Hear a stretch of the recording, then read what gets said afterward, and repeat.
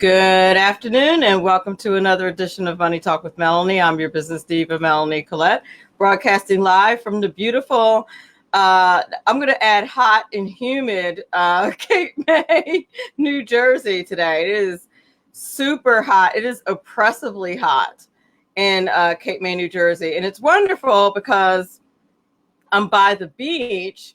So everybody's going to say, why are you complaining? Because you're by the beach. Why should you be complaining about it being hot and humid? Because it's Cape May, but it is still so that is why I'm sporting a sundress today instead of my usual kind of business attire, because it is just far too hot. But it is beautiful, and I'm coming to you via the fine people at SHR Media and streaming live on Facebook.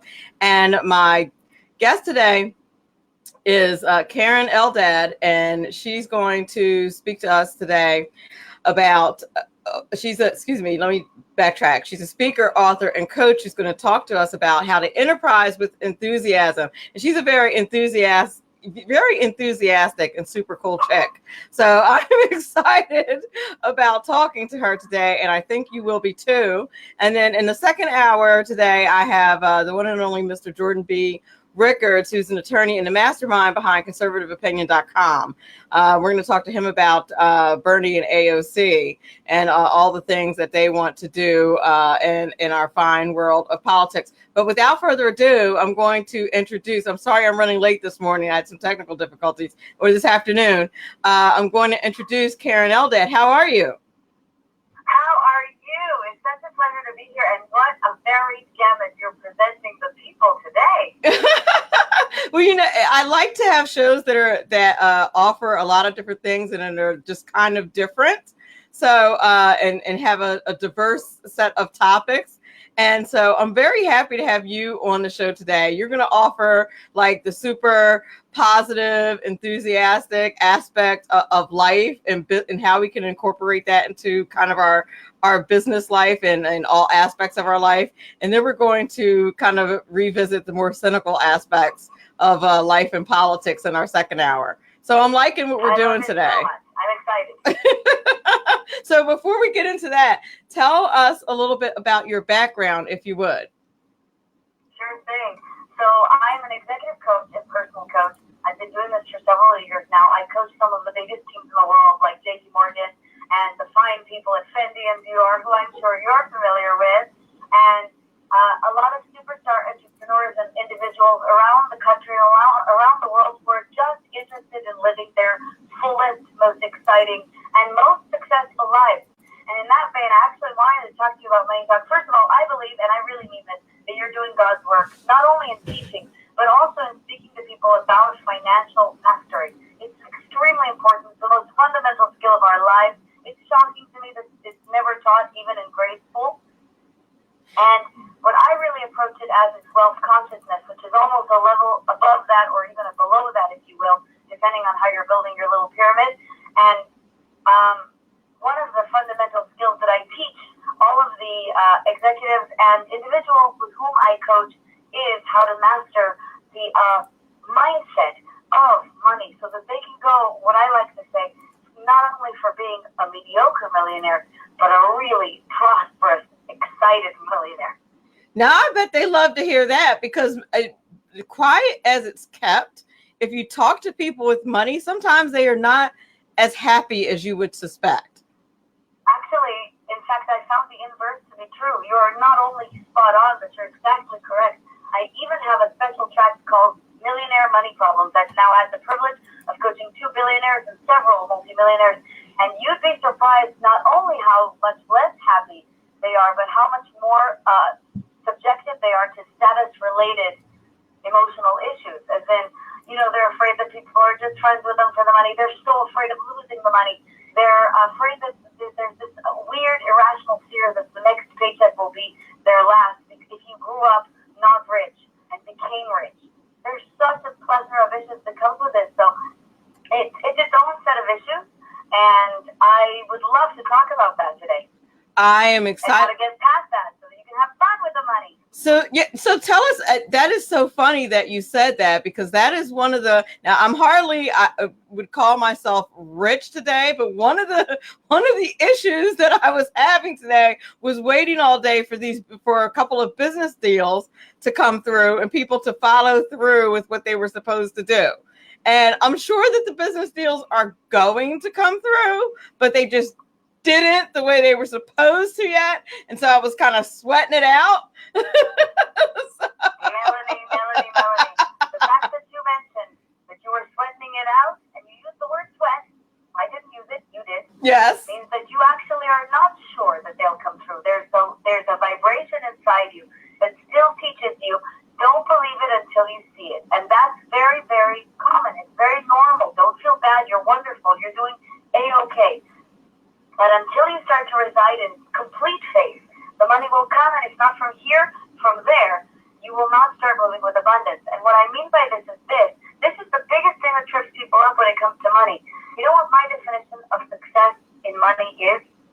Please tell us. It's being able to treat money the same way you treat breathing. In and out. In and out. In and out. It's easy. It's a reflex. It's supposed to come in. It's supposed to go out. It's supposed to come in. It's supposed to go out. And when you start to understand that, you're much, much more easy with it. You're much more comfortable with it. And you stop doing two kind of critical things that a lot of people do. Number one is to really be very, very mindful of what is and what is coming through. And if not, then I don't have. Instead, start thinking about this like you planted those seeds in the ground, right, Melanie? You didn't start working on those deals today. Very true. And not only did I not start working on those deals today, the people came to me and offered me the deals. So it's not even. Which means that you had planted even prior seeds that presented you with clients who were ready to buy. Exactly. So you planted the seed. You know that the plant never comes out of the earth the day we plant the seed, or even a couple of days. Just let it grow and let it show itself to you when it's ready to show itself to you.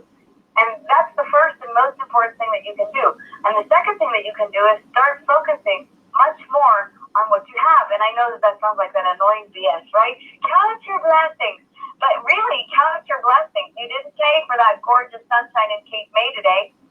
You didn't pay for the Wi-Fi, most likely not much more than a nominal fee. You certainly didn't invest the Wi-Fi. You're obviously already abundant. You're doing extremely well. You have enormous leverage, which means that if deals popped out of nowhere from here, they will pop out of nowhere from there.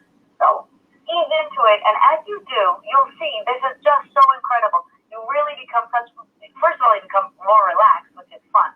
But also, you become much more attractive to money.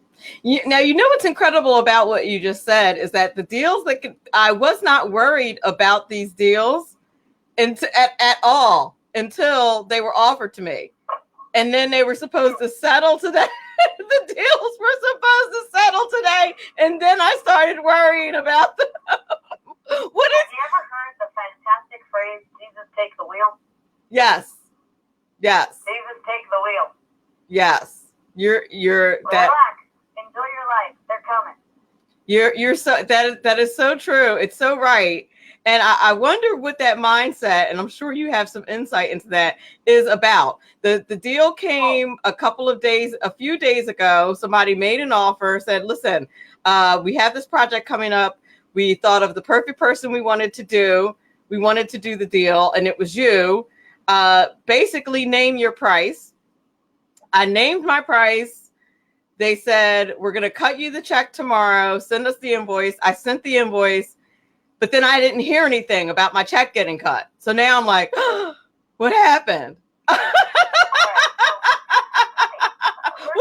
which is silly. You're bringing this up, Melanie. What we get to do is live coaching.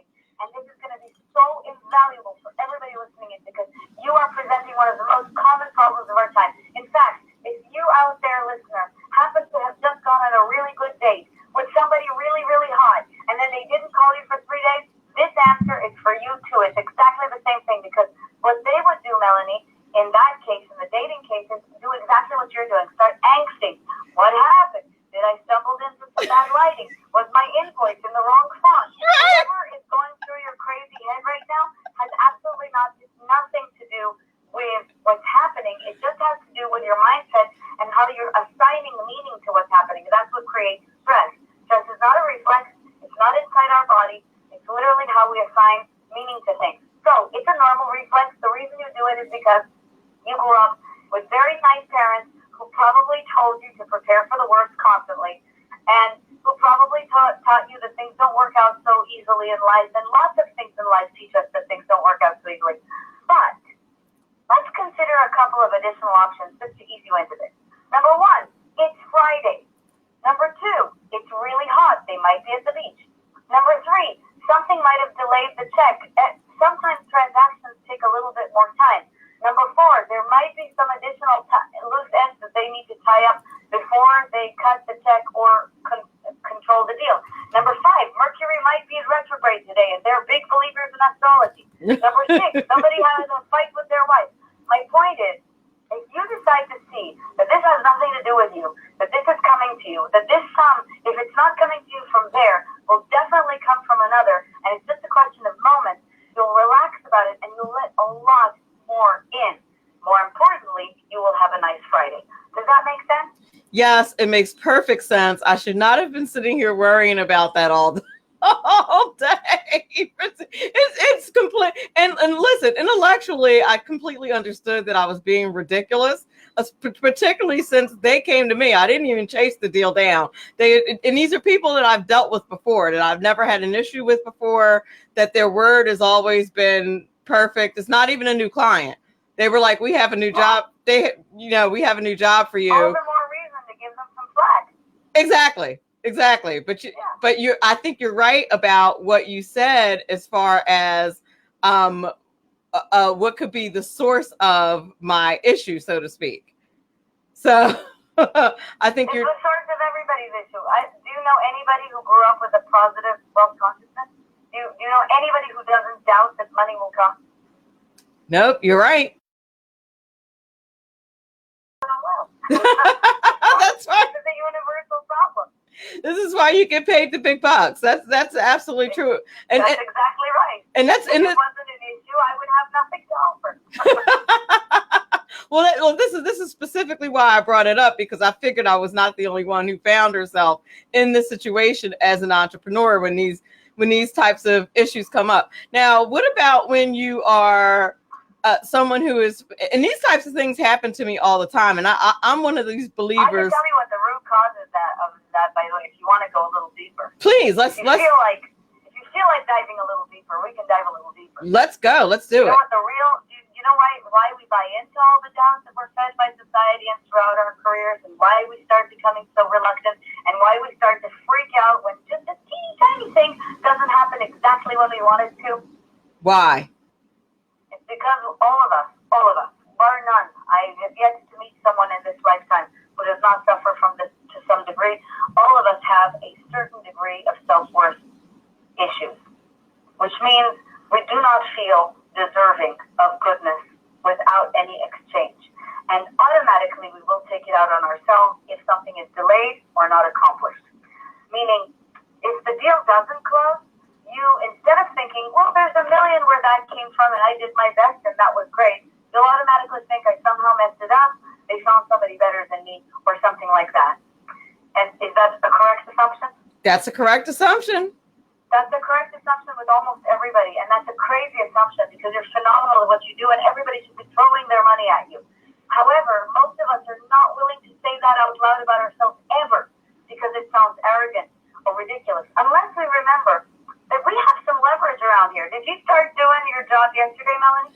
I did not, and I'll tell you the confirmation for that is regular, because my business mind, my intellectual side, the part of me that knows what I'm doing and that understands business confirms what you're saying. Because anytime you quote a price and they don't blink and they say no problem, you could have got more money. And that happens. Well, yes and no. At the end of the day, if it's a fair exchange, it's a fair exchange. Right. You understand your value and you know what you're offering. Right. In fact, when they do blink and they don't really want to meet you, you are not really going to bargain. You're just going to say, thank you very much, not for me, and move on. True. So it's always a fair exchange. You also know that if they do walk away at this juncture, they're not particularly important. That doesn't mean that they're not important if they retain you as a colleague, but they're not really important. There's so much more where that came from. You didn't start working yesterday. And so what I'd like to start teaching everybody out there is your self-worth is so much bigger than this. Your tiny little tripping over miserly tiny incidents that don't matter in the grand scheme is what is just knocking you off your heels when it really should just be a pebble along the way. And why should that be? Do the inner work, understand your leverage, remember how valuable you are, stop with the perfectionism, drop the insecurity, and do anything that it takes to just get past it. Because when you do, Melanie, you get so much more focused on raking it in from lots of different angles rather than continually fumbling over this one source, right? Yeah. Now, yes, and I want to. You said a very important word, I think, which is perfectionism. And I think anyone who attempts to be an entrepreneur probably has a little issue with perfectionism. Yes, that's true. All overachievers do. And you know, the worst part of it is sometimes people say that they're perfectionists, bragging about it like it's a good thing. Right. And from a cognitive behavioral perspective, from what I do for a living, it's detrimental. In fact, it's very closely linked to narcissism. It is an issue of control. And anybody who tries to do this, what you and I are doing for a living, which is volatile, is uncertain, is unexpected, and really requires you to learn, adapt, and innovate, and be vulnerable, be real, show up with emotional risk, a perfectionist cannot do. Perfectionists are all about control. They get overly fussy over the tiniest little details. And at the end of the day, as Paul Hewitt, who wrote the phenomenal book Perfectionism, says, they are living with a bully inside their head who is beating up their tiny inner child. And that's no way to live. Oh, wow. That illustration is so on point. Powerful, isn't it? That's a powerful illustration because really, I'm a visual person. So in my head, I just visualize this big old bully just beating up this little girl, that is me. I've been working with so many very interesting people, and especially this week I'm featured on Goop, and I met lots of other practitioners who are like gluten-free, and they freak out when they eat gluten by accident. Or I remember what I was like back when I was trying to lose weight in high school, and how much I would beat myself up when I looked in the mirror and didn't like what I saw. And today I just think that talking to yourself this way is so painful and so atrocious. And unless we start taking it seriously, it's very, very detrimental to our well-being. You know, I coach mostly men and very powerful men, and for them it's even more difficult to understand that this is an important thing. But let's think about the ramifications.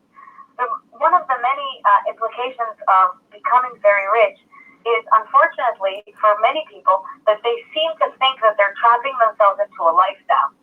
And if they're trapping themselves into a lifestyle, particularly if they're the main breadwinners in their family or providers, if anything goes wrong, they feel so responsible. That's perfectionism. And it's so painful to have this incredible burden on your shoulders to constantly show up as if everything were perfect and everything were okay, rather than just say, you know what? I can't do this today, and I think that's okay. And I'm going to take a little break, and the whole world is not going to collapse. Don't you agree? I do agree. But I think there is that pressure there to always be upbeat, to always, particularly, if you do something like this too, there's always that balance between being authentic too. Like I find particularly with social media, one time, a couple of years ago, someone mentioned on my social media, they said that they felt that my life was glamorous. Listen, and I don't mean to laugh at that. I don't, because from their perspective, I suppose it is and was. But I also thought I am not doing a good job with authenticity in my social media if that is the perception, because there are many aspects of my life that are also not glamorous. And not that I need to. I totally get that. Then do more Denzel posts. And right? The wonderful puppy. Do things that really do showcase who you are. But look, my policy about this is I completely agree. I also think that one of the things that has made us hyper-perfectionists is the terrible onslaught of Instagram and Yes. people seeing other people's hyper-curated lives and for some reason buying into that nonsense when it is 100% nonsense. It's also just snapshots of people's lives. Like mine is filled with memes and then like occasional moments. That does not a life make. That just gives you a couple of opportunities to look at situations. But my policy around this has become complete and utter honesty. Period. The end. I have YouTube videos that I recorded a very long time ago when I was weary and going through a breakup and just talking about it. I spoke very openly recently about my mother is very sick, unfortunately. We are all human. We are all going through a human experience. And even I, a super trained coach, and believe me, I really don't tend to stress out for very long. I do practice what I preach. I'm still a human being in a human body going through a human experience. And you know, that's the biggest problem for most people because what's happening is, Melanie, they're conflating self-esteem with self-love. What we just talked about was self-love or self-worth, right? Right. Which is your ability to like yourself no matter what, to know your leverage no matter what, to speak up to yourself with compassion no matter what. And self-esteem is very different from that. So many people believe that they have self-worth because they have self-esteem, but they are antithetically opposed concepts. Self-esteem depends on what you have and what you do and how you rank against society. But those are conditions, and conditions are flaky. Sometimes we're up, sometimes we're down, sometimes we close deals, sometimes closed deals take time. Sometimes we gain weight, sometimes we lose weight. And no matter who you are, not everyone will agree with you all of the time. So, self-esteem is useless. Self-esteem walks out the door the second you have a tiny little problem in your life. So I think that people should abandon it completely, should stop wearing those masks, should stop lying about how great they are all the time, and stop worrying so much about looking great all the time, and start really just showing up as who they are, because this gives you real power. And this, for me, as a practitioner, has allowed me to inspire more people to be who they are. Because just imagine if I was perfect all the time. My God, who would I inspire? Nobody. I agree with you 100%. And I will tell you, when I first started doing my podcast and streaming live on Facebook and becoming a public figure, someone had said to me, you shouldn't be, so authentic, so honest, so to speak. And I said, and this was after, someone had mentioned how glamorous my lifestyle seems to be. And I said, you know what? I said, I really want to be more authentic. And at first I started taking their advice and I was walking around on eggshells and I was miserable. And I said, you know what? Exactly. I said, I'm going to just be myself. And I said, as long as I'm honest, I'm willing to own whatever it is that I post on social media. As long as I'm being completely honest. And I'll own, I'll defend, and that's perfectly fine. That I have no problem with that. Honesty really is the best policy, isn't it? It really is. And I mean, and listen, there's a lot of personalities and people that I know that are in the business that I know personally. And if people knew the real thing, the real amen. I'm sure you know the same I know. kind of stuff. But if these things that we're talking about weren't such enormous issues, so many people wouldn't be going broke. So many people wouldn't be financially illiterate. So many people wouldn't be huge Brene Brown fans. She resonates with me because it is simply the heart of the matter. And I tell you, if people start to understand their self-worth, start caring about themselves more, start carrying themselves with a concern for their money that is healthy and interested in wealth, in ease, in success, everything would go a lot better. I agree with you. Now, people may find it odd. Actually, you know what? Before I ask this question, I'm going to go to a commercial break, especially since I didn't take my first one.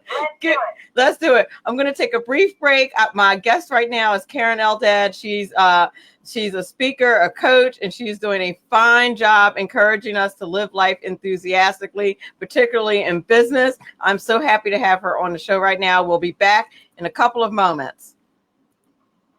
Right now, you can get the credit you deserve. Just visit MrCreditRepair.biz. Let their expert credit repair specialist remove late payments, charge-offs, collections, even old bankruptcies fast and easy. That's MrCreditRepair.biz. Why go anyplace else? Increase your credit score today. At Mr. Credit, you always get a quality service, all at our everyday discounted price. Stop getting turned down for cars, credit cards, mrcreditrepair.biz today. That's mrcreditrepair.biz. Your credit repair is our #1 priority. Making a living can be tough these days with so many jobs going overseas. If you love numbers and puzzles and want job security, you can become a tax specialist with an amazing 6-month tax course from Tax Mama. Operate your own tax practice locally or anywhere in the world where there are American taxpayers. It's a great way to write off your trips to visit family for months at a time. Everything you need to pass the IRS 3 special enrollment examinations is included in this course. Visit irsexams.school. And if you need more than 6 months, that's okay. Take your time. You're in the course until you pass the exams or until you unsubscribe and reject Tax Mama's emails.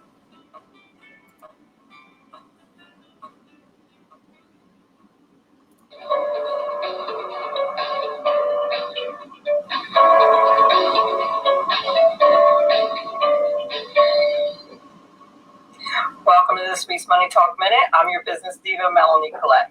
In this week's Money Talk Minute, we talk, should I rent or buy a home? If you're considering buying a home, here are some things to look at. Mortgage rates right now are historically low. They're hovering under 4%. So now would be a good time to buy if that's what you want to do. Another thing to consider is tax deduction. Mortgage interest, property taxes, discount points, all of these things could possibly be tax deductible. Now, what if you need a little bit more flexibility in your life because of your career? Maybe you might get a promotion, or perhaps you're anticipating growing your family. In these kinds of instances, you may want to consider renting your home because your priorities may totally change. And that's this week's Money Talk Minute. I'm your business diva, Melanie Collette. Remember, Money Talk with Melanie airs live on Fridays, 5 p.m. East, 2 p.m. West via SHR Media and streaming live on Facebook.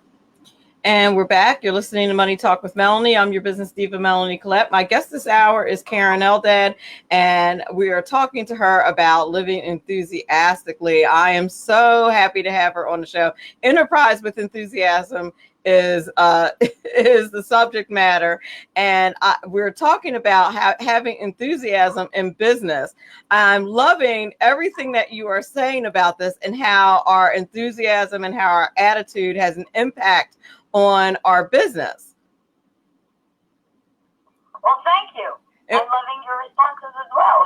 And what I was about to ask you is, how, if you are a brand new entrepreneur, and usually when we are thinking about starting a business, we're thinking about things like our business plan, and we're thinking about, doing our market studies and things like that, all of these things. But is there a certain mindset that we should get ourselves, that we should get together, a certain attitude that we should get together as well, that we should plan for? Question ever asked. Oh, well, thank you. Because first of all, 40% of the United States, according to the IRS, is already reporting a side hustle. So everybody is an entrepreneur to some degree today. Right. I think that the only thing that really matters is to start understanding that the how does not matter that much, because you have zero control over how things will unfold. Melanie, did you have a business plan for your business? I don't have a business plan for my business. Well, I did. So many entrepreneurs that I've coached have. And do you know how similar my business has turned out to my business plan? Not similar at all. 0.0%. As in, I could not see what happened in year 2 or year 3. And it's because I really allowed myself to roll with the punches, but also because I was much more committed to why I wanted what I wanted and to what I wanted than I was to how I wanted it to happen. When you lock yourself into how, when you lock yourself into the financial doodling, you really are limiting the greatness ahead. And I think all good business plans, therefore, should have an enormous amount of breathing room and room for scaling and room for adaptation, and should be revisited all the time. They should be revisited as short-term goals because things change and because things pivot and because we must allow ourselves that room. And that's really the entrepreneur mindset, because ultimately, the entrepreneur mindset should be about one thing. Some people have called it grit. Some people have called it perseverance. Some people have called it resilience. I just like to call it passion, mostly because that's the only positive word you've just heard. I don't know about you, but I want to persevere. I'm not a slave in ancient Egypt. I'm a happy, normal person. I'm going to go with passion.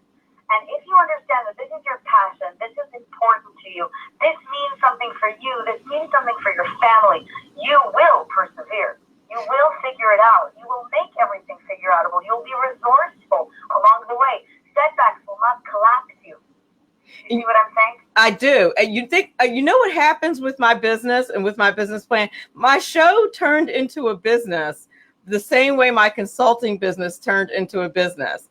I was serving people. My podcast started out as a hobby. And people asked me, asked me if I took sponsors. And I was like, yeah, sure. And then they were like, well, how much? And I was like, let me get back to you. This is amazing. First of all, I launched my podcast last week. So Excellent. It's fantastic to hear, and I'm very excited, and I wish myself the same success. But what you're really saying is, I just did something because I love to do it. I did something that I was passionate about, and the people responded in kind. This has been the exact same experience that I've had with coaching. Coaching, my business, just so you know, is 2.5 years old. And did you hear the kind of clients that I just told you I had? I mean, amazing. And Fendi, and Dior, and JP Morgan, and Waypoint, and Beyond Capital, and Sierra Constellation Partners. These are big companies with big choices. And I believe that the reason is I was doing this because it was fun. Exactly. Exactly. I wanted to do it anyway. And that's how mine started out. That. That's how my political consulting business started out. That's how my corporate training business started out. Somebody said, hey, do you teach? Because I'm a teacher. And someone said, hey, do you think you could come in and teach my company how to do Excel? And I was like, sure. And they were like, how much do you charge? And I was like, I don't know. And they were like, well, how about this an hour? And I was like, what? I said, heck yeah. Yeah. Heck yeah, I'll be there with bells on. Yeah, I'll do that.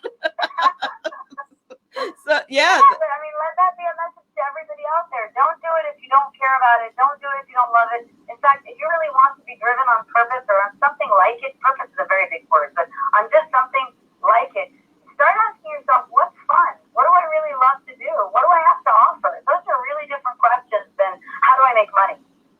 Exactly. And the money really does come, but it is incredible. Like I was saying to you earlier, how I didn't start worrying, but these jobs start to come to you. And then for some reason, I start worrying about whether or not I'm going to get, why would I worry about whether or not I'm going to get paid when people were like, hey, let me pay you for this. Hey, by the way, here's some money. It's an attractive mindset. If you want to talk about it vibrationally, we are completely composed of energy. It's just very low frequency. It translates as low frequency in a radio wave when you come from that desperate need for money. But if you really are here to love and here to joyfully co-create, this is a very, very important vibration that's very attractive. Now, I know that some people out there, particularly entrepreneurs, will say, listen, give me the money, and when I don't need it and I'm more relaxed about it, then I'll feel the way you're telling me to feel. This woman is obviously crazy and rich. First of all, yes, I am. Thank you very much. But also, there's no need to take this out on me. You can find abundance exactly where you are. And if you can figure out how to survive, and I say this to all entrepreneurs, be practical. Get a day job. Get a side hustle that actually pays. Make sure that you secure a couple of clients before you jump in the water. Nobody wants you to start. Nobody needs you to start. And only from there, start to move, because you will be far more attractive and far less needy. That's very true. That's very true. That's very true. You're right about that. You'll be far more comfortable. You'll be far less worried about it. And for the love of Pete, I don't know why. I think sometimes worrying can become a habit. It does. Because I do it. Of course it is. It is a habit. Because there really is no need for me to worry about it. Like, honestly, no need for me to worry about it. But I think sometimes you worry about the unknown. It's an important relationship. So I'm worried about, did something happen with the relationship? How do I handle the relationship if something has gone wrong? All completely irrational thoughts. Intellectual. Well, no, they're not. They're actually not. I wouldn't call them irrational because they're very, very reflexive. What you're speaking about is the cognitive entrenchment or confirmation bias. It's the bias of the brain. And thank you for bringing it up, because this gives me the opportunity to announce that what I just found out 2 days ago, which is I got a TED Talk, and I'm going to talk exactly about what you're talking about. Please do. I'm going to talk about, thank you so much. I'm I'm going to talk about how the only thing that really trips us up in life is uncertainty. Uncertainty is the biggest problem for us physically. It's the only thing that causes us pain. Think about it. Think about how logical and not irrational what you're describing is, Melanie. If a bear bites you right now in broad daylight, it's going to hurt and be pretty weird, but you will know what to do about it, and the pain you can deal with. But if you're in a very dark cave and something bites you out of nowhere and you have no idea what's going on, can't even see what's happening to your hand, aren't you 20 times more freaked out? Definitely. So this is what's happening like all the time. Our brain is trained and conditioned to help us to avoid pain, and that's why it does not like uncertainty. So it automatically covers you with bias, meaning it'll make you look for what feels comfortable and what feels safe. And what feels comfortable and safe to you, because you've practiced it more than your faith, is worrying.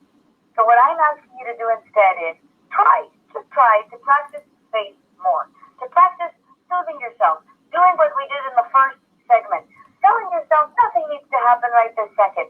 Maybe they've gone on vacation. Maybe my check is in the mail. Perhaps other bigger things are happening. Maybe they're taking extra long because they want an even bigger deal to happen. And as you teach yourself to speak that way rather than worry, and the more you do it, it's just a question of practice, the easier you will be. I like that. I think that is a perfect way of thinking. I think you're right about that. You know what? Why not practice faith instead of practice worry? I mean, it is literally just as effective. I mean, and it's also just as rational. You don't know whether that things will fail, and you don't know that things will go right. So why don't you choose just thinking what will go right? What is the harm here? Right, you can pick. I mean, you literally can just choose. It's the same gamble. That is very true. I don't know why in the world. Well, actually, I do know. I'll tell you what's really crazy about it, though, because actually it is a safer gamble to gamble on what's right. More than 20 years ago, Dr. Martin Seligman of the University of Pennsylvania did a groundbreaking study. He pooled optimists against pessimists, and he gave each one of them the exact same set of tasks. Before they performed the tasks, he made the optimists and the pessimists write out how they would perform on these tasks. The pessimists were always spot on. They said, this is how I'm going to perform. Then they performed the tasks, and they were accurate. The optimists always overshot, and as a result, you would think that the optimists were way off and just BSing themselves. But when he consistently measured them over a period of 6 months and a year, guess what happened? What happened? The optimists performed 4 to 5 times better than the pessimists. Of course. You're much better off thinking positive just because it's practical, just because it'll get you to go that much farther. Of course. Of course. Yeah.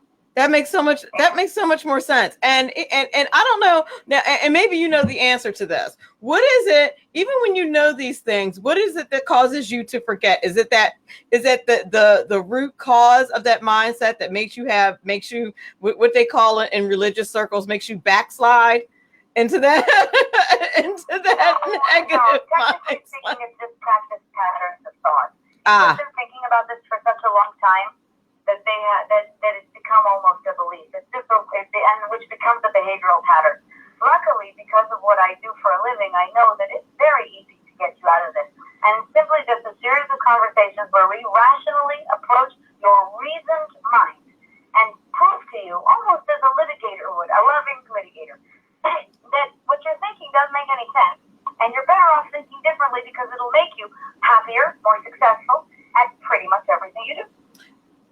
You are better off thinking this way because it will make you happier, successful at pretty much everything you do. And you know what's funny about what you just said? And I do practice when I think of it. If someone, you know that it's really an old technique, right? If someone were to come to you with a similar problem, what would you tell them?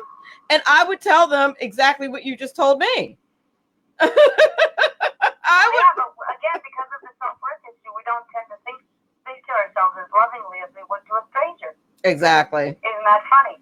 When I was a little girl, my dad used to say all the time in the car, Keren, would you rather be poor and miserable or rich and happy? And I would always say rich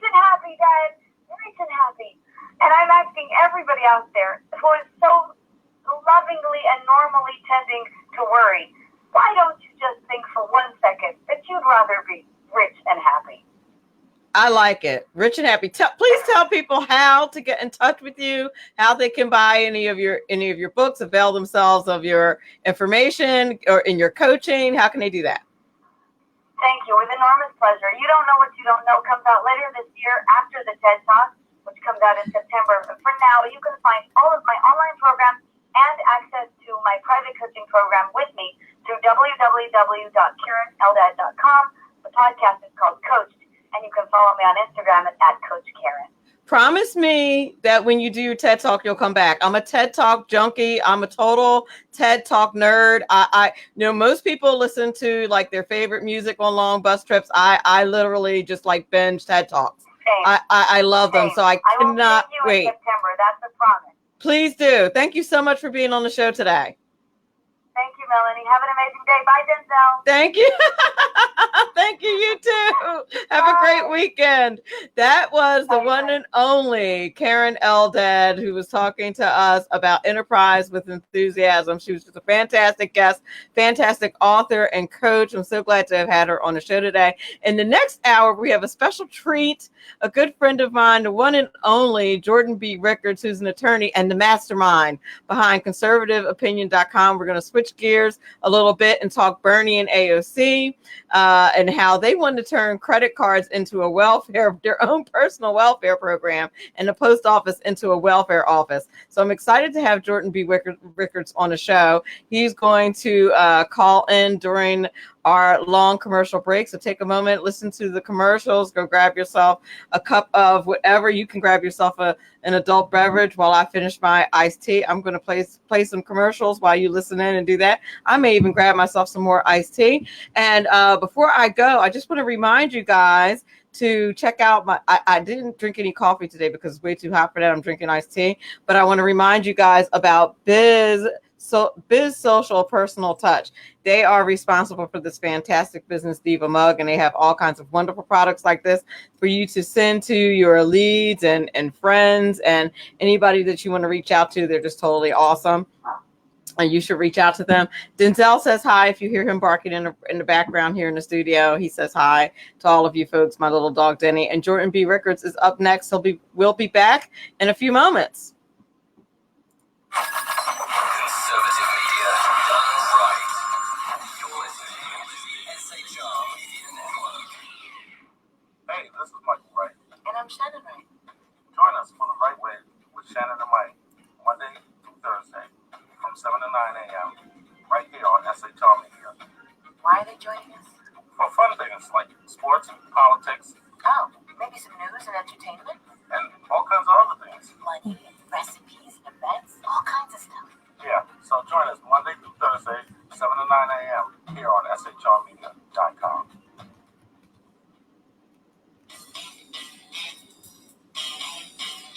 From a public locker inside a dilapidated Long Island rail station comes a show designed to piss off liberals using truth, facts, and ridicule.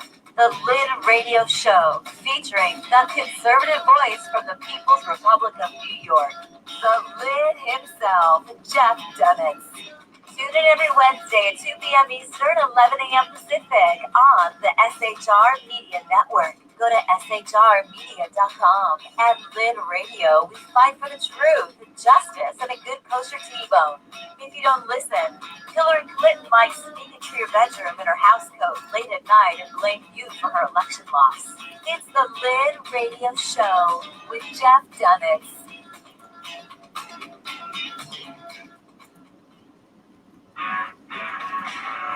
Hey girls, Carry Girl Gear is here.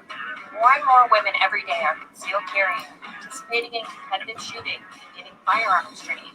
It's not a boys' club anymore, and we don't have to shop in their stores anymore either. Finally, a cool and unique clothing line just for women. Dope tees and hats for the patriotic, concealed carry, and 2A girl. So what are you waiting for? Go check out carrygirlgear.com today. It's your business diva here, Melanie Collette. I am inviting you to a front row seat as I discuss some of the most intriguing details of wealth and finance with today's today's movers and shakers in the world of business. Listen in and discover financial truths on a global, domestic, and household scale. Uncover topics that will impact your wallet today and in the future. Money Talk with Melanie airs Monday through Friday, 5 p.m. East, 2 p.m. West, right here on SHR Media and High Plains Pundit Talk Radio. You can't afford to miss it.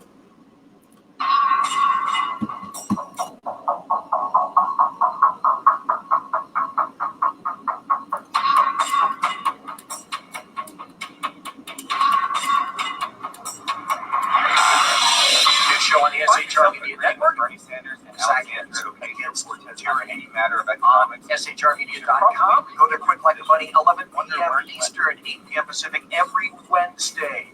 Live and direct on the SHR Media Network. SHRmedia.com. Be there.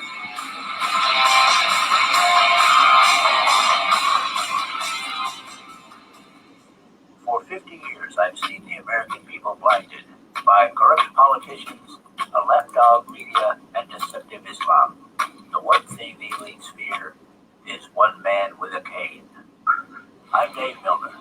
Join me through Spreaker, iTunes, and SoundCloud. Our business life and in all aspects of our life. For half a century of experienced perspective on political and social issues, weekly on The Unpleasant Blind Guy.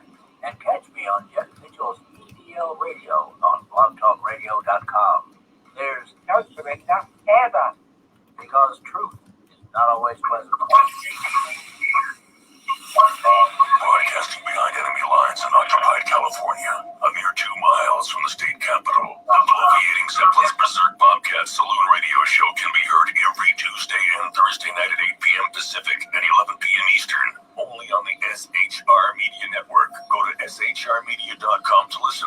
You can also watch on the SHR Media Facebook page and the SHR Media YouTube channel. No goldfish were abused in the making of this ad. Conservative media done right. You're listening to the SHR Media Network. And welcome back. You're listening to Money Talk with Melanie. I'm your business diva, Melanie Collette, broadcasting live via SHR Media from beautiful Cape May County, New Jersey. And it is the beautiful and very oppressively hot Cape May County, New Jersey today. Welcome back to the second hour. I'm so glad that you are joining me today. I have a very, very special guest for the second hour, the one, the only Jordan B. Rickards, who is the mastermind behind an attorney extraordinaire, mastermind behind conservativeopinion.com, a very, very smart guy and handsome to boot. Well, you are. Thank you. Well, you are. I'm just saying. So, Okay. Like you didn't know this. Handsome. I just figured you didn't have me on video today for some reason. It was almost I felt bad about myself. It's yes, because of your utter hideousness. No, no, he's handsome with luxurious hair, ladies. I'm just saying. But the luxurious hair is the plus. It's just everything. Yes. So, and very smart, but the mastermind behind conservativeopinion.com. And if you've never been to conservativeopinion.com, you are missing out. Just saying. He also has his own podcast. Is that called Conservative Opinion as well, Jordan? Yeah, I mean, my YouTube channel is conservativeopinion.com, but all my videos I wound up putting on the main blog page. And the Facebook page now has almost 30,000 followers. So, if you follow on the actual website or on the Facebook page or on the YouTube channel, it's all the same thing. Look at you. See what I mean? Mastermind, man. That's what I'm talking about. So, so I put a link to the topic that we're discussing in the Facebook page feed so that you guys could check out the article that we're talking about. But he posted an article about how Bernie and AOC want to turn our credit cards into their own welfare system. It's just such an interesting article. But before we get into all of that, please tell the audience just a bit about yourself, besides the handsomeness and the luxurious hair. Yeah, salon quality hair, actually, I like to call it. Salon quality. Yeah, basically, I've been a conservative all my life, and I kind of feel like people who have a conservative voice have an obligation to speak out. And I think one of the great things about the media today is it used to be just controlled by a few a small handful of elites, but now pretty much anybody with a computer and enough time on their hands can really, I think, make a big impact. Which is why I come onto your show, because I think you're making an impact with what you're doing, and that's why I started conservativeopinion.com, because I kind of felt like there's, whether you're on the left or the right, it seems like both sides have their own talking points, and they kind of want to define what is liberal, what is conservative for everybody else, and I just kind of wanted to define it for myself and give other people a different perspective. So that's why I created conservativeopinion.com and the Facebook following. We do about, I said we had 30,000 followers almost. We do about 500,000 impressions every month on that Facebook page. And it's a very lively and interactive community we have there. So if you're not on it, you need to be on it and interacting with everybody else. And we have all kinds of fun. People say that like conservatives don't have a sense of humor. We have a great sense of humor. It's just like we just can't tell our jokes in public because we get in trouble. So we create our own Facebook pages and we make fun of liberals over there. Exactly. I posted one time on my Facebook page. I said, if you find our Facebook posts offensive, you should see what we PM each other. That's right. You should hear the things that I think and don't say, Exactly. I'm like, if you saw the stuff that I don't post, you'd really be offended. That's actually how I know how to filter something out. Like if I'm going to write something, I say to myself, George, that's a bit much. I'm like, okay, if I think that might be a bit much, then everyone else is going to think that's way too much. So I'm just gonna cut it off there. But really isn't that bad. But here's the thing: it's not just what you say, though; it's also how you say it. Like I wrote an essay. It's one of the top ones on my page right now about how to solve the illegal immigration problem. And I basically said, there's three things you got to do: defend the border. You gotta defund illegal immigration. Stop giving welfare benefits to illegal, and you have to have a deterrent. I mean, if you come here, there has to be a penalty for it, including jail time if you're a repeat offender. And I remember I wrote it and it seemed okay, and then I started to film a video on it, and I was like, I really just come across as like angry and mean-spirited, and that's kind of counterproductive. So, messaging is important, but my point is simply that, on my page and your page, we like to have a lot of fun. It's not, what we do is serious, but, we do it, I think, in a fun way, and that's kind of the purpose of the community. I agree. I think but I think that, I don't know. I find that liberals, and this is not to bash liberals, but I find that they can be so emotional that they don't they don't get our sense of humor, maybe. They don't want to. I mean, they see what they want. I mean, look, there are differences between conservatives and liberals that are measurable. I mean, conservatives, for example, we know empirically score much lower on codependency. We tend to be much more independent, and we don't care what other people think. Liberals score much higher in codependency, and they care about what other people think. Conservatives tend to like boundaries. Liberals tend to hate boundaries. Conservatives tend to be less creative than liberals. Believe it or not, liberals, there are reasons they're in the arts. They tend to be able to think of lots of different things at once, which makes them creative, whereas conservatives are better at thinking of one thing and thinking of it in great depth, which means that we develop better policy, which is why we don't have silly ideas like socializing the entire credit card markets, for goodness sakes. We're going to try to tie this in. Exactly. So that's what you're saying. I mean, liberals, it's not that they don't have a sense of humor, it's that they don't have a sense of humor about themselves. Okay, and since their entire world is based on what offends me and what doesn't, okay, they go out of their way to be offended by things that aren't, just when it challenges, I think, a lot of their assumptions. It's extremely.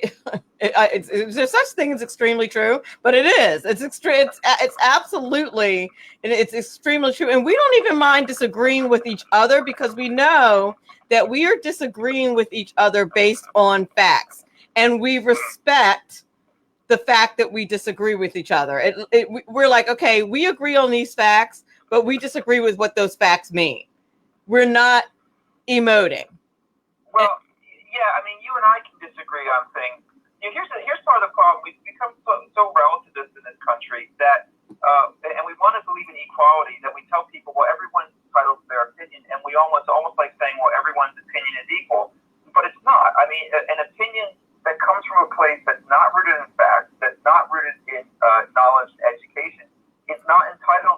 level of deference as one that is. So even if I have respect for you as a person, not you specifically, but someone as a person, I'm not going to respect someone's opinion that isn't rooted in reality. I mean, you want to see something ridiculous? Go watch, like, for example, go onto YouTube and watch Maz Def on Bill Maher's show. Bill Maher every now and then has people who are in no way qualified to speak on policy issues on his show. Oh, most stuff. Most stuff. And Most he stuff. was debating Middle Eastern terrorism with Salman Rushdie and Christopher Hitchens, What? who are like elite level experts in this. And Maz Def didn't even know the difference between the Taliban and Al Qaeda, but he was able to get the audience to applaud just by saying, "Okay, well, you have your opinion, and I'm entitled to mine." Yeah, but your opinion is rooted in ignorance. It's not entitled to any deference like these other guys are. That's the problem with being so hung up on equality, is that we've gotten to the point where we're not able to say anymore, no, not every idea is equally valid. So are you suggesting that if you have more knowledge on a subject, that your opinion should be weightier than someone who does not have as much knowledge? Well, at a minimum, if you have more knowledge on a subject, you should be able to articulate an intelligent opinion better than the other person. Now, if you can't, then you've got your own issues. But you should be able to defend an opinion more convincingly than someone who, just shows up and doesn't know the difference between, two very different groups, like Maz Def did. And I think what you've just articulated is another really big difference between liberals and conservatives, which is, liberals believe that someone like Mos Def's opinion is equal. And why shouldn't it be? Because it's his opinion, and he's an equal human being, and his opinion should be just as valid, even though he has no idea what he's talking about. Yeah, but that's one of their internal contradictions, because they say that, we're all equal, we're all equally capable, this and that. But then they all favor socialism, which basically asserts that, half the country can't take care of itself. And we have to rig basically an entire economy because, well, kids are going to take out student loans, and people are going to buy houses they can't afford, and people are going to, run up bills on their credit cards they can't pay back. So socialism basically says, we need government to be your parent because so many people are going to not make adult decisions. Oh, but by the way, everyone's brilliant. There's internal contradiction, but both of those things can't be true. But by the way, everyone's brilliant. And Katina in the Facey chat says, I think that's true. But by the way, you can tell that you and I have been teachers before, because I taught at a community college for a while. I know that you teach too, and we have to deal with students who say silly things in class that are in no way rooted in what we are teaching or in anything that anybody taught, in no way rooted in knowledge. But they're 18 or 19 years old. They've been told their whole lives that basically you'll get a B in this class if you just show up and articulate your thoughts, and then they expect to be treated like people who actually get things right on the test. Right, and then they show up in our classrooms, and we're like, "Wait, no." and then you and I are the ones who get bad reviews. Oh, exactly. Wait, don't tell me you got bad reviews this semester. Last semester, I think I had one student put up like 6 bad reviews on Rate My Professor, and then some other students fought back and put up like 20 good ones. But it was all silliness. I think what it was, I had some student who complained that I was giving multiple choice tests because she said, well, if it's a multiple choice, then I have to know the right answer. Yeah, that's the rule. You have to know the right answer. But you don't even. You can just guess, and 1 out of 5 times you'll be right. And she's like, well, I'd rather write an essay where I can just, ramble on and get some extra points for writing. I'm like, don't think that I'm going to give you extra points for making me read garbage. So she has the AOC theory behind learning, which is that, didn't she say something like, you don't have to necessarily be steeped in rightness as long as... She said she doesn't care about being factually right as long as she's morally right. There you go. What you're doing is moral if you don't know the facts. Thank you. See, this is why Democrats and liberals in general are able to come across as so virtuous, because they're able to just take positions that should contradict each other, but if they just take it one at a time and they don't care about the consequences, then they can sound compassionate. Oh, it's incompassionate. It's discompassionate not to let all these poor people into the country. Okay, fine, that's true, but doesn't that have a cost? Doesn't that impact your ability to provide free health care for everybody? Doesn't that impact your ability to to provide free college tuition for everybody. Well, they don't even get to that because they just go to the next topic. Oh, it's compassionate to give everyone free health care. It's compassionate to give everyone free college. It's compassionate to pay off everybody's loans. Well, wait a minute. Yeah, in an abstract sense, each one of those things is compassionate. But things cost money. Resources are limited. Okay, you can't just look at one and not the other. They complain, for example, about lack of housing. At the same time, they impose housing restrictions that prevent new housing from being built. They complain that you have 500,000 Americans who are homeless every night. At the same time, they got 20 million illegal aliens here, all of whom are collecting welfare benefits, many of which are getting flood benefits that are designed for Americans. So since they never concern themselves with how their contradictions cost the other side of their argument, they're able to come across as compassionate. And since we're the adults in the room saying, wait a minute, the more taxes you raise, the more you're going to hurt the economy, and the more you're going to hurt the ability to do all these things you want to do, since we're the ones that have to say no, then we're the incompassionate ones, or discompassionate ones. Oh, the parents are always the bad guys. Right. Nobody likes the adults in the room. Nobody likes the adults in the room. So that brings us to, we can pivot to your article that you wrote about the Loan Shark Prevention Act, which really, just the name alone is incendiary. It's got loan shark in it, and that's neat. Nobody likes sharks, for goodness sake. You know why I wrote this article? Let me tell you what it's about first. Then I'll tell you why I wrote it, okay? Really quickly, the Loan Shark Prevention Act does two things. It says that banks won't be allowed to charge more than 15% interest on credit cards. And it also says that people will be allowed from now on to cash payday loans at the post office. And then when they default, the post office is basically just going to eat the loss, okay? And the reason I wrote this essay is because even though on its face that is just an indefensibly stupid idea, or two stupid ideas from frankly two very stupid people, okay, I saw a lot of Republicans were suddenly like, oh, yeah, that makes sense. Why should banks charge more than 15% interest? Well, because these interest rates aren't arrived at arbitrarily. They have to factor in risk. If people represent a greater than 15% risk that they're not going to pay back their loans, then you can't have the interest rate limited to that. Exactly. And they don't understand that banks are not charities either. What they say is, well, if the bank gets the loan from the Federal Reserve, which only charges the bank 2% interest, yeah, but you've got to pay that back.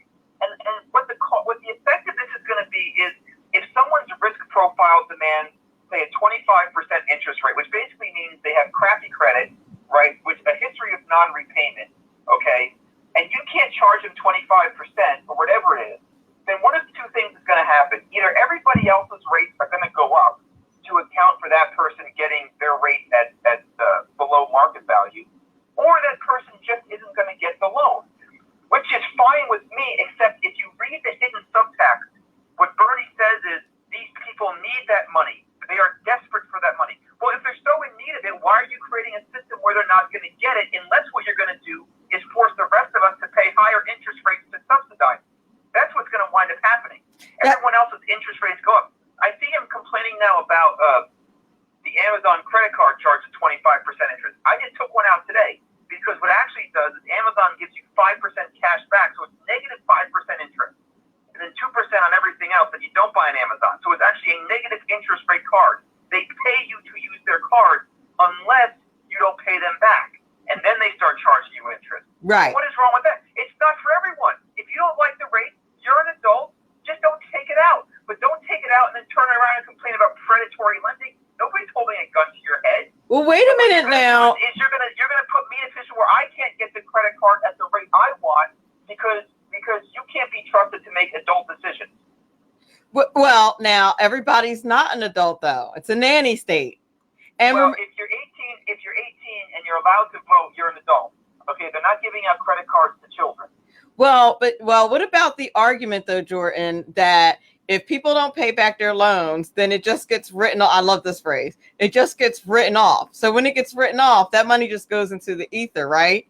Like nobody pays. There's all sorts of things. First of all, what they do is declare bankruptcy. So the bank has to take a loss and they factor that in with higher interest rates for everyone else. It's no different than in healthcare when people go to the hospital and then they just don't pay, and then the rest of us have to pay, more for our hospital visits. I mean, it's no different. So this idea that the money it just kind of grows on trees and who cares because as Bernie Sanders says, well, bankers wear three-piece suits. That's your economic argument? Bankers wear three-piece suits? What the heck does that even mean? Like, no bank has ever gone out of business. No, this is because they've invested it all on their three-piece suits. Yeah, right. And we saw what happened when in the financial crisis. You thought the housing crisis was bad. Okay, the housing crisis is nothing. That involved like 5% more people defaulting on their mortgages. We've got so much personal debt in this country, and now you want to rig the credit card markets where you're going to basically say, okay, you have to give credit to people who don't deserve it. You can't charge them rates high enough. And I'll tell you what's coming next, Melanie. I mentioned this in my essay. Is they're really going to start going to war on credit scores, which they've already said are racist. Okay, they already manipulate credit scores by basically, wiping off bankruptcies after only a few years. So, lenders don't get as strong an idea of who they're lending to. Wait a minute. Manipulating these credit scores even more soon, just like they're manipulating the SAT scores to account for like that stupid adversity rating. Oh, we're going to give you an extra point because your high school has a bad graduation rate and your town is overrun with drugs. They're going to start doing something like that with credit scores too. They're not going to call it that, but you watch. That's the next thing they're going to target. The adversity rating. I did. I heard about the adversity rating, and I had to give it to him now because it was a really slick way of getting the race rate of getting the racial the race card in there. I had to give it.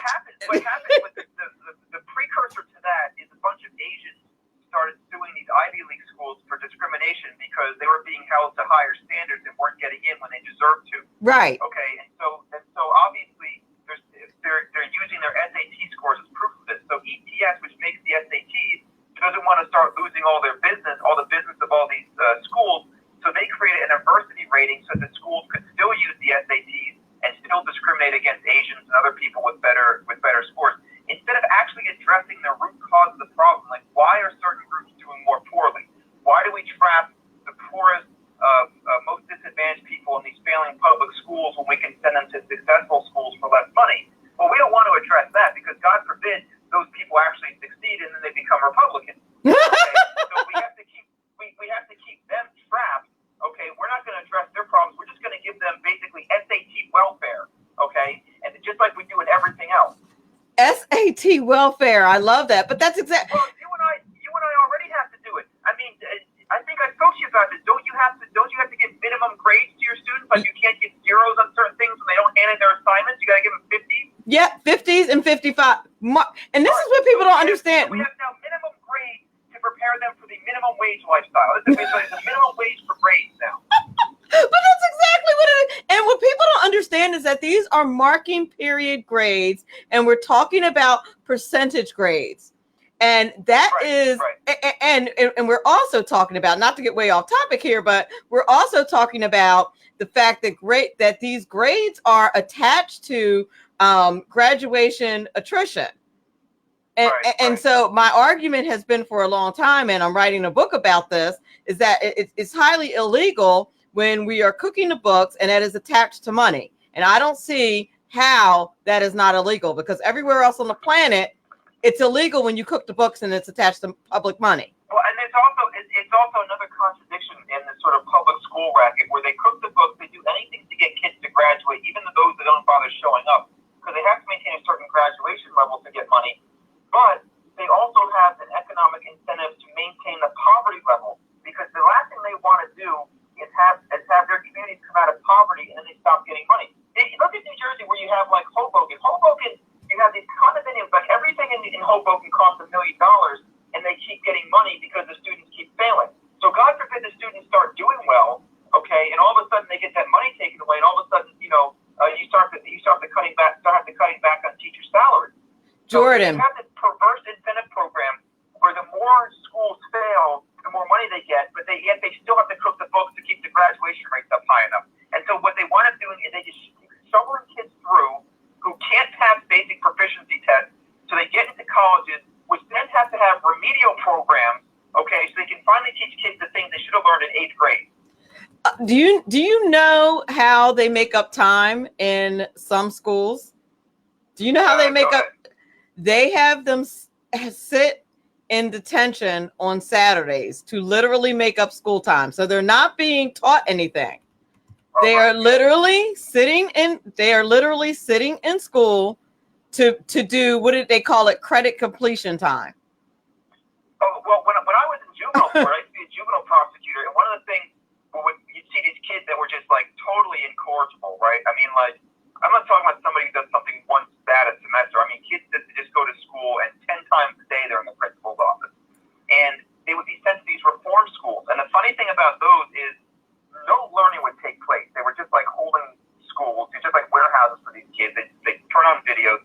You would get like these stacks of disciplinary reports, every other week. Like, so-and-so hit the teacher over the head with his own book and then threw the teacher's books out the windows. So-and-so was gambling on his phone all day long. So-and-so, tried to choke another student with his belt. I mean, it's like all the same students. And after 4 years of that, they not only quote-unquote graduate, they get a diploma from the school they were kicked out of. So if you were kicked out of North Brunswick School to go to like Bedlam High School, whatever it's called, where, you're just sitting in school all day and throwing things at people and not learning, after 4 years, because you've turned 18 and we have to get you through the system, now you get a diploma from the North Brunswick High School that kicked you out 4 years earlier.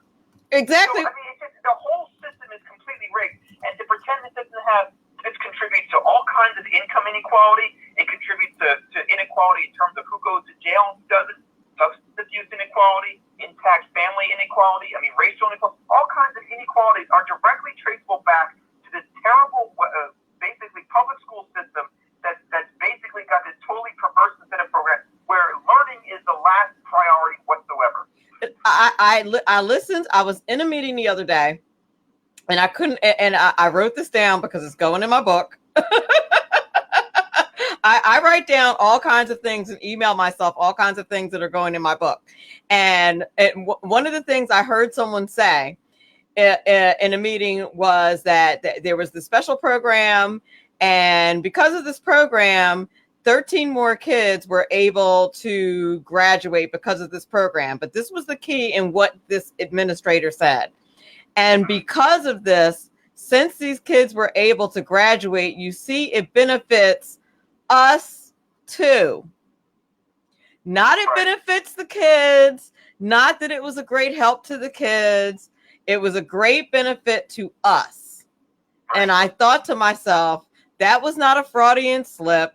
That was just exactly what the goal was. The goal was to help us. If the kids are graduating more because they're learning more, that's great. But if you're just rigging the system, then you're producing a greater problem. It's like all these liberals complain about prisons being overcrowded. We have 3 million people in prison. Okay, well, what is the right number, first of all? Like, you just have this instinctively high number that makes you squeamish. And so they want to reduce the prison population. Okay, that's great if you're reducing the prison population by reducing the crime rate. But if you're just saying that, no, we're going to have the same level of crime, we're just going to release more people and have them serve shorter sentences so there's more criminals on the street, then you're just making the problem worse. You're rigging the number, but you're not solving the problem. And getting back to what you were saying, Jordan, is the problem is starting inside the public schools as well. We have the same. I had the same problem. You have this trend that's going on now with not writing up, with African American students being disproportionately written up than their white counterparts. Okay, well, that's not true. That doesn't factor in behavior, though. Well, that's just looking at the raw numbers. Thank you. Exactly. And so what I heard an administrator say was you have to consider their environment and where they come from before you write them up. And I'm like, that's the ultimate form of racism. Thank you. One form of racism is the racism of low expectations. Exactly. And so now what you're doing is, so you're considered. So let's just go with that theory for a moment. You're considering their environment and where they come from. And so you're making this behavior acceptable. And you know where they end up? In prison. Yeah, or in welfare or minimum wage jobs. But what's amazing is that when we get them out of those schools and into like public charter schools, that are actually held to account, those same students who are failing in the public schools all of a sudden start succeeding. So it's not like if when you have a student who has behavioral problems, okay, you address the individual student. But when a school year after year incapable of doing college level work, then it's the system's fault. You don't blame the kids for that. You blame the system. And yet, the answer for everything is, well, you've got this school that's failing. Let's just reward that school with more money. So, the schools that succeed lose out because they get less money, and the schools that fail get rewarded with more money. And you wonder why things are screwed up. Well, listen, let's be honest. Democrats have a vested interest in maximizing the number of people who fail at life so that they are dependent on the government. Oh, you're not lying there. You're telling the absolute truth on that one. I'm going off on a rant is what I'm doing. That's okay. It's perfectly fine. I don't even know what topic you brought me on here to discuss, actually. I forgot like 20 minutes ago we were talking about. Well, one thing led to listen, conservativeopinion.com is the overarching topic because I want more people to go to your website and go to your YouTube channel because I think it's fantastic. But the original topic we were talking about is the welfare state that Bernie and AOC are perpetuating. So I think that it's all related, and I am perfectly fine with your rant. Well, you know what's ironic about there's a lot of things ironic about the welfare state. But if you listen to one of Bernie's speeches, he always loves to talk about how the economy is rigged. It's like his favorite thing to say, the economy is rigged. His entire ethos is about how he wants to rig the economy. Seriously, isn't it? It is. One market, show me one thing he wants to leave alone. It is. The only part of the economy that's really unfair are the parts that the government has rigged, like the healthcare industry, or the student loan industry, or the housing market. I mean, where the government stays out of the rigging business, things go pretty well. And the government starts rigging things, and things go badly. And Bernie Sanders says, the problem in the world is the economy is rigged, so elect me so I can rig it. I mean, it's like my head is spinning. How is paying off everyone's student loan not rigging the economy? How is providing health care for everyone in the entire world not rigging the economy? And not just that, it's not just paying for it. It's setting all these different price controls. Here's how much you can charge for this. Here's how much you can't charge for that. If you want to hire workers, here's how much you must pay them. If you're going to pay for something, here's the most amount you should have to pay for it. That's really what bankrupted Venezuela. It wasn't just government spending. It's all these. It's all the market manipulation of prices. For example, they said, food is too expensive, so you can't sell food above a certain price. Well, the people growing the food just stopped growing it, and what they did grow, they sold on the black market to other countries. So you create a food shortage, and now people had to eat zoo animals to prevent from starving them. The average Venezuelan has lost like 18 pounds because price controls prevent people from buying food. And on the other end of the spectrum, they say, just as people are paying too much for food, people aren't paying enough for labor. So we're going to raise the minimum wage higher and higher. Okay, that means more people out of work. Okay, so it's not just subsidizing things. It's that whenever you set a price that's above market value, you create a surplus, in this case, a surplus of labor. Whenever something you think is priced too high, and you demand that it not be priced that high, you create a shortage of that thing. In that case, food. In this case, what we see in America, in terms of, for example, Bernie Sanders and his credit card thing, if you're setting the price of money below market value, in this case 15%, you're going to create a shortage of credit. And when credit markets dry up, that's exactly how you cause recession. Every recession we've ever had in this country has been the result of credit markets drying up, and that's exactly what you're going to do when you start rigging how much interest banks can charge. So what you're saying is that we should let the free market decide, and if you think the rate is too high to take out a credit card, don't take it out. If you're going to take one out, you're responsible to pay it off, period. And Melanie, there's something called moral hazard, okay? And that is when you keep covering for people's mistakes, okay? When you keep telling people you're going to pay for their mistakes, they're more likely to make that mistake. When you keep covering people's costs, they're more likely to maximize that cost, okay? So the best way to maximize bad behavior is to always say the government is going to bail you out of it. So I don't believe in a bailout economy. I believe in an economy based on personal responsibility, okay? That's not to say you can't have welfare programs when people fall on hard times, but it's absolutely to say that you can't establish welfare as a lifestyle and socialism as your guiding economic principle. Jordan, that doesn't work anywhere because you're dealing with people. That doesn't work with what we talked about earlier. It doesn't work with schools. It doesn't work with parenting. It doesn't work with government. It doesn't work anywhere because the overarching thing it is. Works one where. It works one place. It works in politics. Bad economics makes for good politics. You're right. You can say economically indefensible things like these clowns say, and nobody challenges them on it, and they win elections. I mean, just look at New Jersey. Oh gosh, can we not look at New Jersey where we both unfortunately live? Where we both unfortunately reside. How is it that we live in this red state, and how is it that we live in a state where the governor who will literally look in the camera, tell everyone that we're going to raise your taxes, we're going to make it a sanctuary state, and this man absolutely wins the election? Well, because so many people, he wins the election because he dominates areas where people aren't paying the taxes. He dominates areas where, in New Jersey, the real problem is the property taxes. True. He gets destroyed in all the suburbs. He wins in the cities where you have all these subsidized renters. True. First of all, aren't really paying the property taxes except indirectly to the rent, and the rent is being subsidized anyway. True. So what do they care? Right. You know, so that's the group. If you're on the receiving end of socialism, I mean, it's great when you're getting your checks, for example. You don't care about the average homeowner in New Jersey who's blowing $7,000 a year to live in a very small home, and then on top of his income taxes and everything else. You know.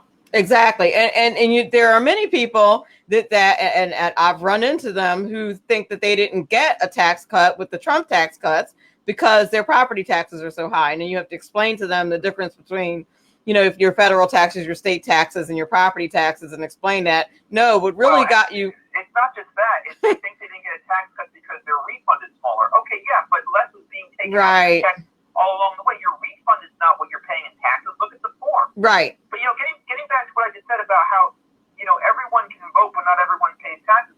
Look at the school system in Camden. Now it's $100 million a year in their school system. So you're basically saying it costs you $100 million to graduate in a year. One student who can do college level work. Okay? Oh my gosh. Every year though, they go. Where do they get their money from for that school district? 90% of it comes from out of district taxpayers. Right? I think they get $300 million from the state, and then $30 million they pay themselves. And yet every year they go to the ballot box and they vote for a higher school budget. Because what do they care? They're not paying. They're not paying it, right? The taxes get imposed on the rest of us. So if the person demanding the benefit isn't the one paying the cost, you can expect two things: high cost and a shortage of benefits. No, you're right about that, and I can't believe that's stunning. That's stunning that they're able to get away with that, but they're trying to do something similar in Atlantic City, if I'm not mistaken. Well, it's basically all of these Abbott districts. In New Jersey, years ago, we had this Supreme Court case, New Jersey Supreme Court case called Abbott, which basically said, look, we've got 35 school districts that are just total failures, okay?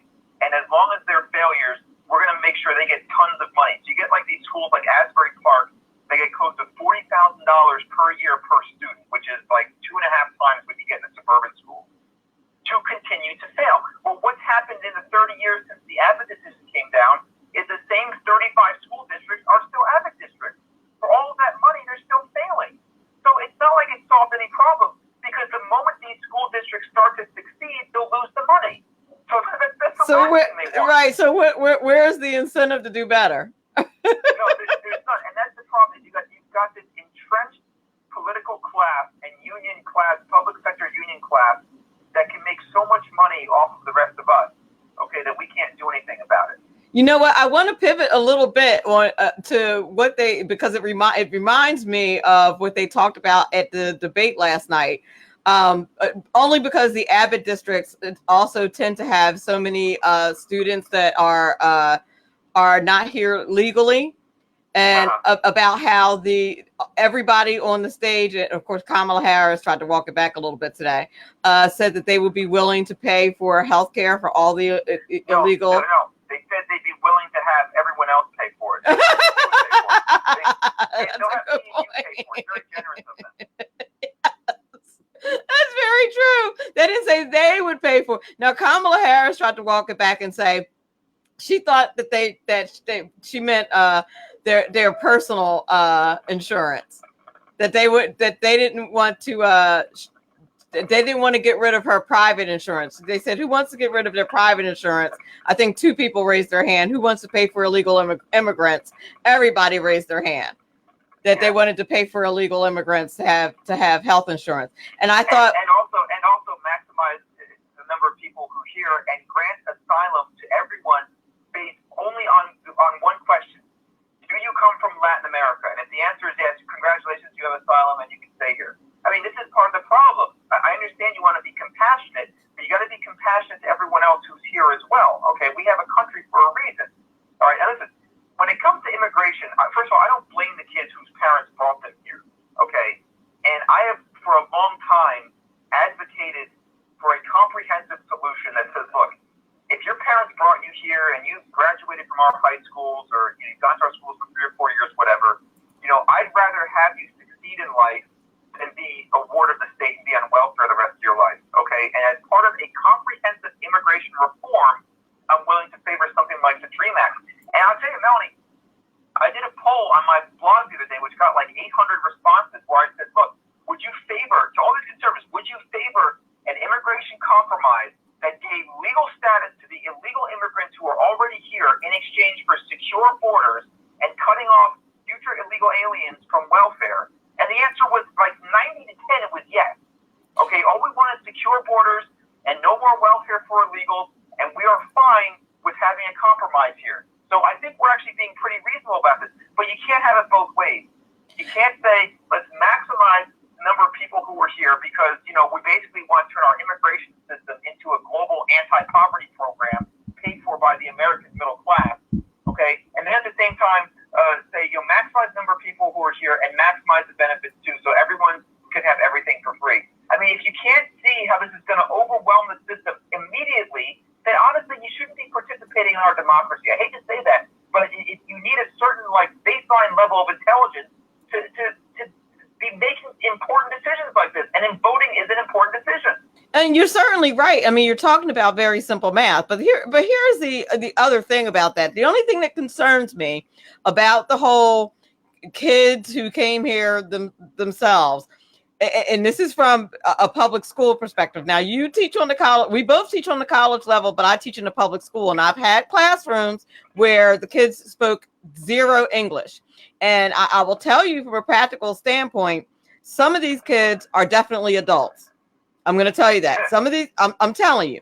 And that's true in juvenile court, too. I had kids. You've had this. They kept changing their birthday every time we saw them, so they'd be prosecuted as juveniles and not adults. Thank you. Some of these kids are definitely adults. They speak no English. They come from different Spanish-speaking countries. So it's not even a matter of, why can't you just learn to speak Spanish? Well, how many dialects of Spanish did I learn to speak? You know what I mean? Like it's not that simple. I dealt with kids who were born in the United States and only speak Spanish and not English. Ridiculous. I mean, because the community's become so insular. I mean, that's how bad this has gotten. And the language thing, I get it. That has certain challenges, but the bigger thing is, you just can't treat our immigration system like an anti-poverty program. I was having this debate on my blog the other day, and some woman said, I'm in favor of bringing in as many highly qualified, resourceful, educated, highly skilled immigrants as possible. This woman said, okay, but fine, but what do you do with the guy who's living in Guatemala who only has like a 5th grade education and no skills, no money? I said, well, I think that's what you do. You keep them on the other side of the border. Yep. I mean, I'm sorry, but that person, one of those people is one thing, but when you multiply that by lots of people, it creates an immense burden on everyone else. It was Dianne Feinstein, the Democrat senator from California, who not long ago said the American taxpayer cannot be Mexico's welfare system. Chuck Schumer said the same thing 4 years ago. Barack Obama, too. So did Nancy Pelosi. And now all of a sudden they've realized that they can't win the middle class vote anymore. And so they're going out of their way to pack the electorate with what they think are people who eventually will vote for them because they're going to need the welfare program. Yep. And I'll tell you my other concern from a classroom perspective is that not only do they come in, we don't know whether they're adults or kids, but they also don't come in with the same vaccinations and things like that. And I have a family member, a close one, who has a compromised immune system because of an illness that he has. And I'm the irony of that, very concerned. If one of your American students refuses to get a vaccination, they can't come to a school. Right. We bring kids in from across the border who've never been vaccinated for anything. We put them right in. Exactly. This is the bizarro world. Exactly. And so that's what worries that's the biggest thing that worries me the most. I'm like, what if I contract something and bring it to my relative? It can be death dealing. I don't want to start demonizing people the way and the way President Trump does sometimes, saying, well, look, you're letting in all these terrorists, criminals, and disease people. I mean, I think you can make a very compelling argument against illegal immigration and open borders without having to resort to that. Now, incidentally, I don't think it's demonizing to say, listen, we don't require the same thing that we require of American citizens medically. Well, let me put it to you like this. To be a teacher in a public school, you still have to get a TB test. And I very specifically asked the nurse, I was laughing. I thought maybe it was some antiquated law was the reason why we still had to get TB tests. And she said, no, in certain districts, teachers are still popping up positive for TB tests. And she very specifically said, because of immigrants. She said it right out of her own mouth, straight to my face, straight to my face. Measles too. Measles.